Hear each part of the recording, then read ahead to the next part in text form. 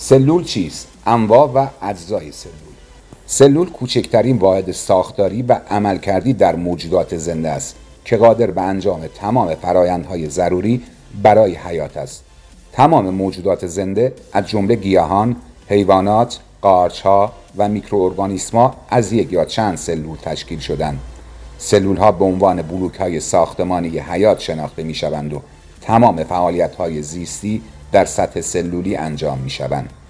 انواع سلول: سلول‌های پروکاریوتی.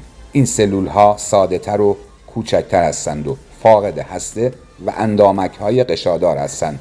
در این سلول‌ها به صورت آزاد در DNA سیتوپلاسم قرار دارد. مثال باکتری‌ها و آرکیا. 2. سلول‌های یوکاریوتی. این سلول‌ها پیچیده‌تر و بزرگتر هستند و دارای هسته و اندامک‌های غشادار هستند. در این سلول‌ها درون هسته محصور DNA شده است. مثال سلول‌های گیاهی، حیوانی، قارچ‌ها و پروتئیست‌ها. اجزای اصلی سلول: 1. هسته. هسته مرکز کنترل سلول است و حاوی DNA است که اطلاعات ژنتیکی را ذخیره می‌کند. در سلول‌های یوکاریوتی هسته توسط غشای هسته‌ای احاطه شده است. 2. سیتوپلاسم. سیتوپلاسم ماده ژله‌ای است که فضای داخل سلول را پر می‌کند و حاوی اندامک‌ها و مواد مورد نیاز برای انجام فرآیندهای سلولی است.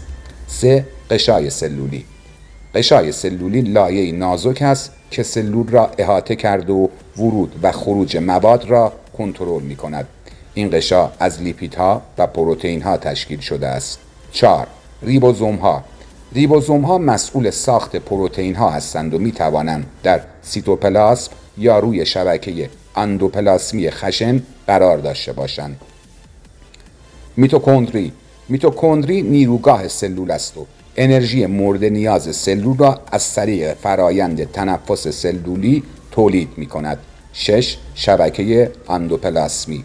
شبکه اندوپلاسمی سیستم انتقالی سلول است و بدون نوع صاف و خشن تقسیم می شود.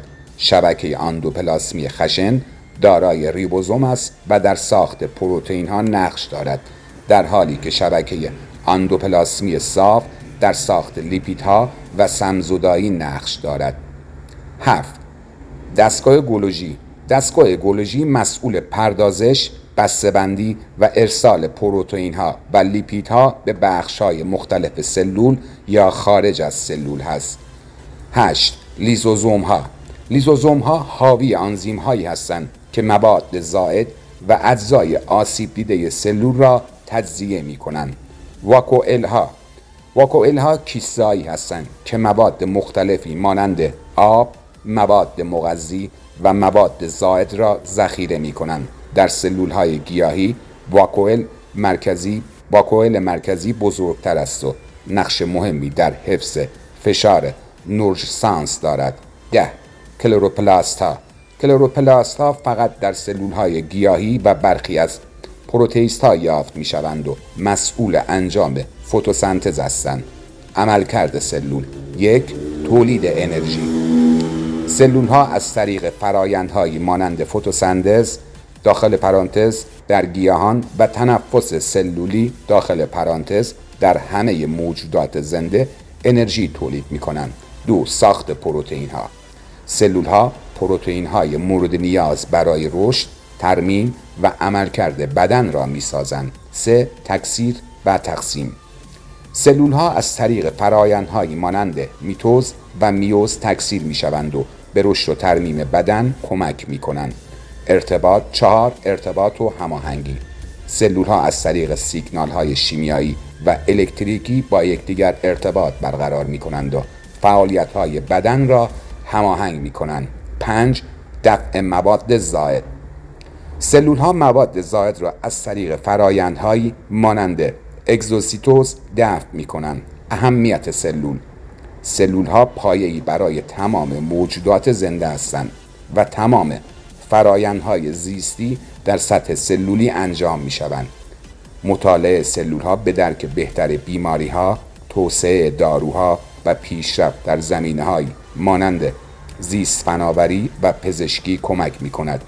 به طور خلاصه سلول کوچکترین واحد ساختاری و عملکردی در موجودات زنده است که قادر به انجام تمام فرآیندهای ضروری برای حیات است. سلول ها به دو نوع پروکاریوتی و یوکاریوتی تقسیم می شوند و از اجزای مختلفی مانند هسته، سیتوپلاسم، غشای سلولی و اندامک‌ها تشکیل شدند. سلول ها نقش اساسی در تولید انرژی، ساخت پروتئین ها، تکثیر و ارتباط بین بخش های مختلف بدن دارند. کاری از گروه علم و خرد.